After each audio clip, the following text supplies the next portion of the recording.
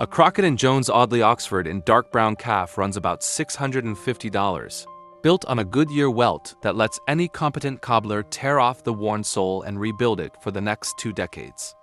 A Meermin cap-toe Oxford in comparable French box calf on the exact same Goodyear Welt construction sits at around $180.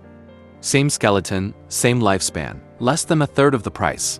By the end of this video, you will know 5 dress shoes built to outlive the decade you buy them in, plus 3 tests to verify it with your own hands, and you will never look at a $400 Oxford the same way again.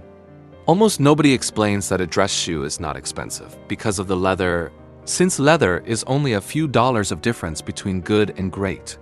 A dress shoe is expensive or cheap because of how the sole is attached to the upper, and there are really only 3 ways to do it. Cement, which is glue, and when the sole wears through the shoe is landfill. Blake stitch, which runs a single seam straight through the insole and is resolable but limited. And Goodyear Welt, the method standardized in the 1860s, where a strip of leather called the welt is stitched to the upper and the insole, and the sole is then stitched to that welt, meaning the sole can be replaced again and again without ever cutting into the part of the shoe wrapped around your foot. That one construction choice is the entire difference between a shoe that dies in 2 years and one that lasts 10. And these 5 brands all use it while charging a fraction of what the heritage names charge for the identical method. Starting with the one that quietly shares a family tree with a brand selling at triple its price. Number 1. Meermin. Meermin was founded in 2011 by the Albaladió family in Palma de Mallorca, the Spanish island that has been a quiet engine of European shoemaking for a century, and the same family lineage tied to Carmina, the prestige Mallorcan house whose Goodyear-welted Oxfords routinely sell for $400 to $600. Meermin runs a split production model that is the key to its price. The closing and finishing of its higher linea maestro happens in Spain, while a large share of its standard production is welted in a facility in China that Meermin owns and controls directly rather than subcontracting blindly to the lowest bidder. And that ownership is exactly why the construction stays consistent at a price point where most brands quietly switch to glue. The leathers are not house brand mystery hides.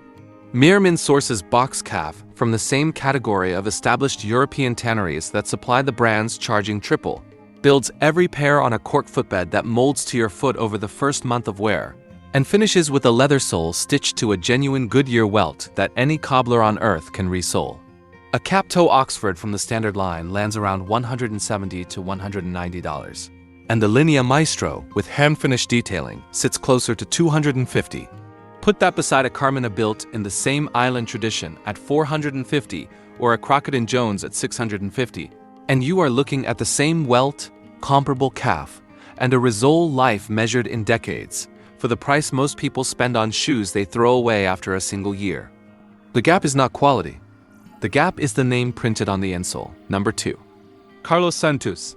Carlos Santos is a Portuguese house based in São João da Madeira, the town north of Porto that is to Portugal what Northampton is to England.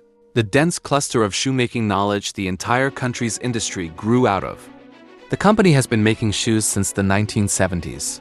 And it does something that tells you exactly how good the work is. It produces footwear under its own name, and also manufactures shoes for other European labels that resell them at a heavy markup under their own branding, which means the same hands and the same machines that build a $300 designer shoe also build the pair with Carlos Santos stamped inside it. Their own line is Goodyear-welted, fully leather-lined, set on a leather sole, and finished with a hand-burnished patina the brand develops to a depth of color most factories cannot replicate without charging a premium for the labor. A Carlos Santos holocut or cap-toe Oxford runs roughly $220 to $320, depending on the finish and the leather grade. The comparison that matters here is not another budget brand. It is the Italian and British labels selling Goodyear-welted Oxfords for $500 and up that quietly source production or components from this exact Portuguese ecosystem, because Portugal became the place European brands go when they want welted construction without paying an Italian price for it. You are not buying down by choosing Carlos Santos. You are buying the shoe before someone else's logo doubled it. And before we go any further, you need a way to spot that difference yourself on any shoe in any store, without taking my word or anyone else's for it. Before we continue, you need 3 tests. 3 things you can check on any dress shoe to separate the pair that will last 10 years from the pair that dies in 2.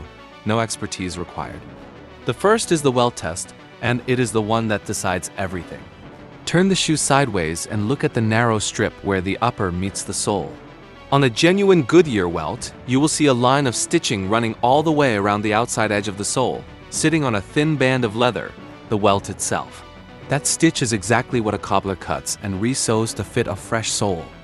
If the edge is smooth with no stitching, just a clean glued seam wrapping around, the sole is cemented on, and when it wears through, the shoe is done. A row of stitches around the perimeter is the difference between $40 at the repair shop and a trip to the bin. The second is the lining test. Reach inside and run your fingers along the heel and up the sides.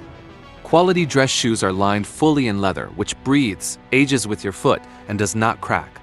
Pull the tongue back and look at the vamp lining. If the inside is fabric or a slick synthetic, it will peel and trap sweat and break down long before the outside does. No matter how convincing the exterior leather looks under store lighting, the third is the heel and sole test. Look at the back of the heel from the side. A welted shoe is built on a stacked leather heel, and you can see the thin horizontal layers pressed together like the pages of a closed book.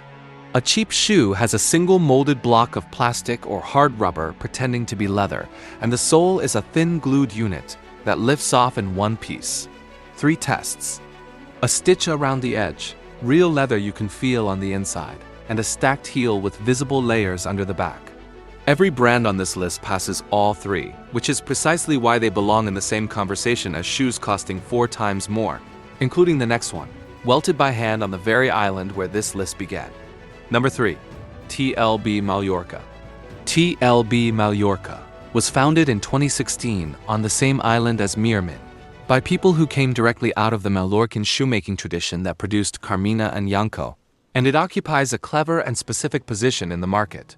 Its standard Goodyear welted line, the Artista range, gives you a fully welted leather-lined, leather-soled Oxford or Derby in genuine box calf for around $270 to $350. But the brand also offers something most houses at this price will not touch: a hand-welted line where the welt is sewn to the shoe entirely by hand rather than by a Goodyear machine.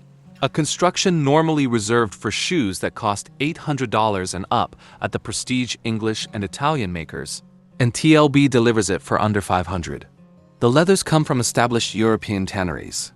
The lasts run closer to the slim, elegant Spanish profile than the rounder English shape, and the finishing, the careful burnishing across the toe and heel, reads as far more expensive than the receipt suggests. Stand a TLB Artista Oxford next to a Crockett Jones or a Carmina at 2 to 3 times the money, and the honest difference is the brand recognition, the retail presence, and the marketing budget.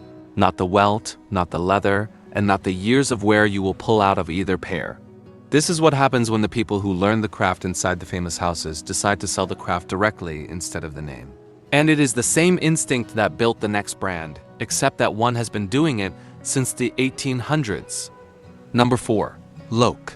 Loake was founded in 1880 by 3 brothers in Kettering, inside the Northamptonshire shoemaking belt that is the historic heart of English footwear, and it is still owned and run by the same family more than a century later, which is genuinely rare and tells you a great deal. Here is the part the marketing does not lead with. Loake runs 2 distinct tiers. The Loake 1880 line is made in England, in Kettering, Goodyear welted on the classic English last, and sells for around $350 to $450, which is remarkably affordable for a made-in-England welted shoe when the Northampton neighbors, like Crockett Jones and Churches, start at $500 and $600. But Loake also runs the shoemaker's range. Goodyear welted in the company's own facility in India, fully leather-lined, set on a leather or rubber sole, and selling for around $150 to $200. That India production is the part people sneer at without understanding it because it is the same Goodyear welt.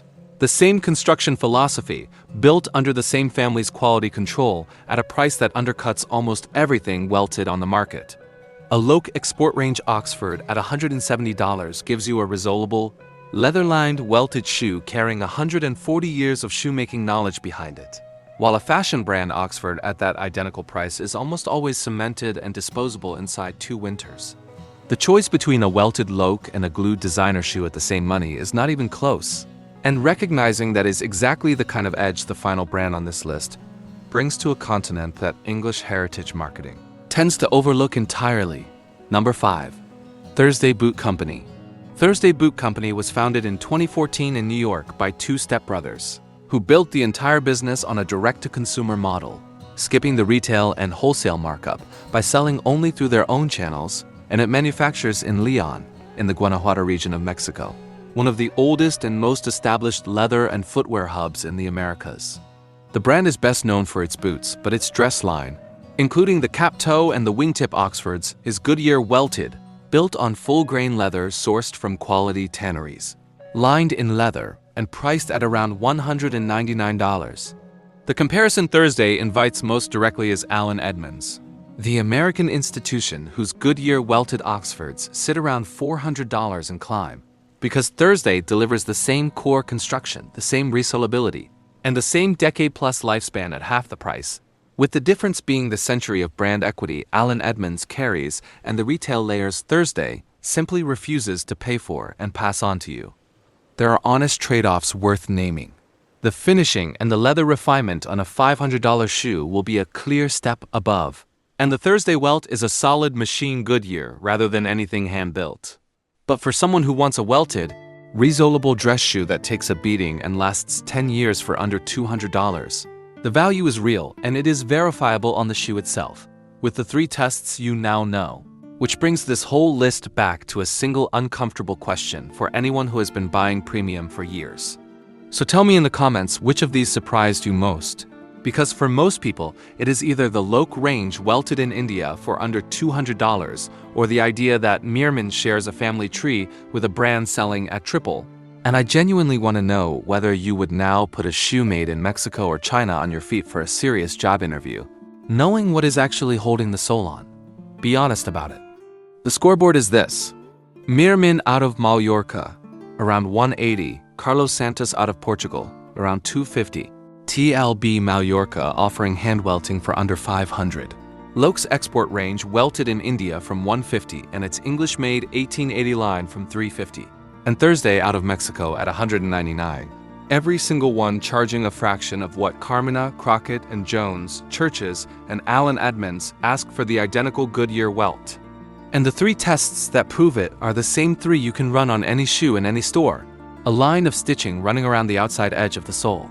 Full leather lining you can feel with your fingers inside, and a stacked leather heel with visible horizontal layers under the back. What you carry out of this is bigger than 5 brands. The premium dress shoe market does not sell you better construction because the construction has been standardized for over a century. And a $500 Oxford and a $180 Oxford are very often welted the exact same way. Sometimes in the same regions, occasionally in adjacent workshops. What the premium price buys is the story, the heritage stamped inside the tongue, the retail experience, the decades of marketing that taught you a leather sole and a welted edge should cost what a car payment costs. Once you can read a shoe with your own hands, the logo stops being information and becomes decoration. And the $400 gap between 2 structurally identical Oxfords reveals itself as exactly what it is: a tax on not knowing what you now know. If this is the kind of teardown you want before you spend money you cannot get back, subscribe so the next investigation lands in front of you. Because the same logo versus leather game runs straight through belts, watches, and nearly every category sold to you as luxury. And each one is getting taken apart the same way. And send this to the person you know who is about to drop $400 on a name brand Oxford this month, because 30 seconds and 3 tests could save them more than half the price and still put a shoe on their feet that lasts every bit as long.